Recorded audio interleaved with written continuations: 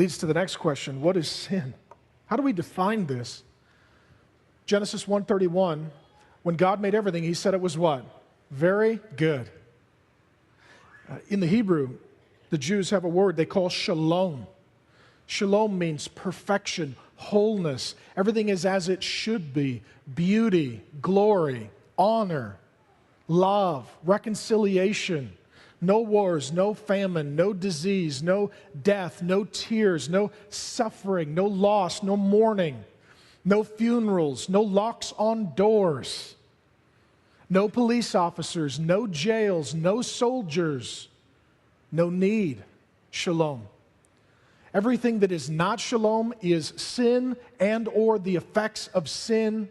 Sin is the marring of shalom. It's the vandalizing of shalom. It's the attacking of shalom. It's the marring of shalom. It's war on shalom. Jesus comes as the Prince of what? Shalom. It shows up as death, suffering, injustice, boredom, annoyances, miseries, fears, illness, pain, sorrow, grief, despair, nuisance, tragedy. The Bible uses a constellation of images to talk about sin as rebellion, folly, self-abuse, madness, treason, death, hatred, spiritual adultery, missing the mark, wandering from the path, idolatry, insanity, irrationality, pride, selfishness, blindness, deafness, a hard heart, a stiff neck, delusion, unreasonableness, and self-worship. The Bible uses multiple words and images to describe sin. Let me define it for you. If you don't have a functional definition of sin, when you hear that Jesus died for sin, it won't mean anything to you. Sin is omission and commission. Omission is not doing what you're supposed to.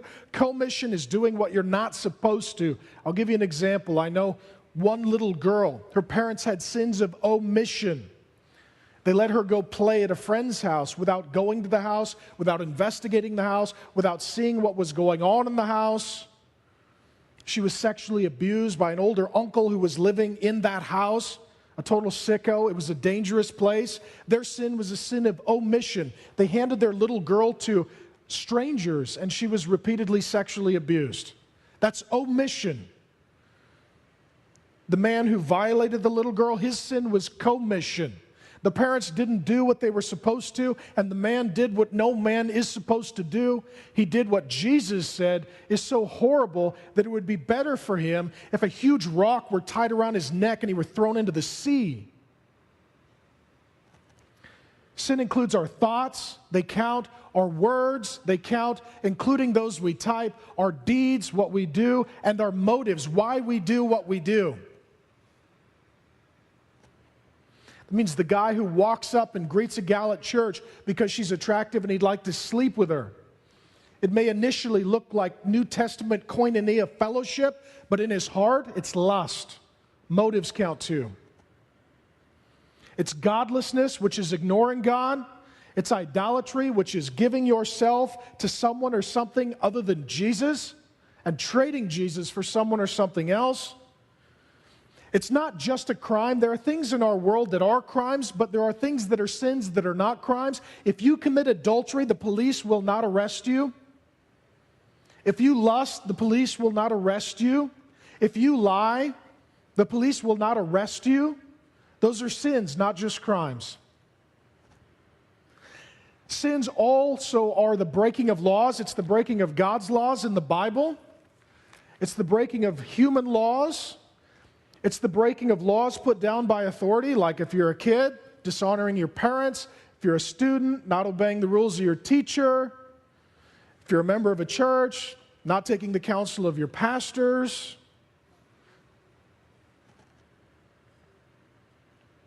It's also violating your own conscience, where the Spirit of God convicts you.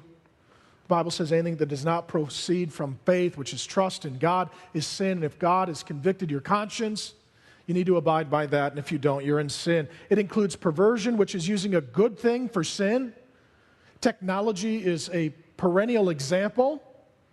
You could send prayer requests via email or text message or gossip. You could send Bible studies or pornography over the internet. A good thing that allows people to communicate is perverted and used for evil. It includes pollution, which is taking something that is good and then adding to it something that is evil, so it's defiled and made impure. Most horrendous example I could give you are the innumerable meetings I've had with women who said, I used to snuggle with my dad, and I loved him, and we were close, and then when I started developing as a young woman, he started touching me inappropriately. It's a really good thing for a daddy to snuggle with his girl, to tell her he loves her, to encourage her, to be affectionate with her, and it's absolute demonic pollution for that to then be manipulated for evil and for sinful touch. That's pollution. It's turning a good thing into a God thing, to where you live for money, sex, fame, power, glory, intelligence, achievement, comfort.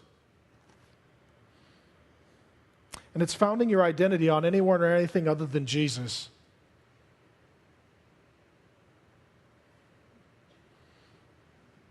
One mother explained it this way. Her children were in their teen years, struggling. Why are you so distraught? I've given my whole life to be a mother, and if my children are a wreck, then my whole life is in vain. So you're worthless. Yes. No. You're an image bearer of God. You're made by God. He loves you. You are to be a good mother.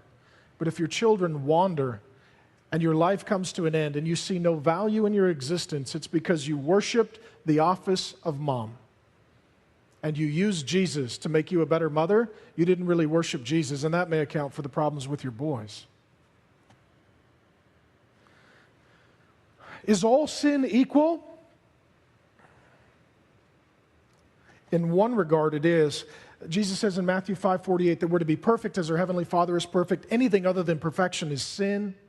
James, Jesus' brother, says in James 2:10, if you violate one point of God's law, you violate all of it. It's perfect and imperfect.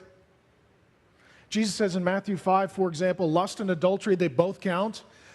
But on another hand, though all sin is equal, not all sin is equally devastating in its effects.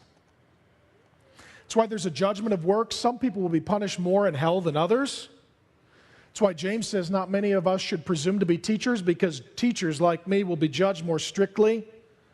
1 Timothy 5, around verse 8, Paul says, a man who's a Christian, any man who does not provide for the needs of his family has denied the faith and is worse than an unbeliever.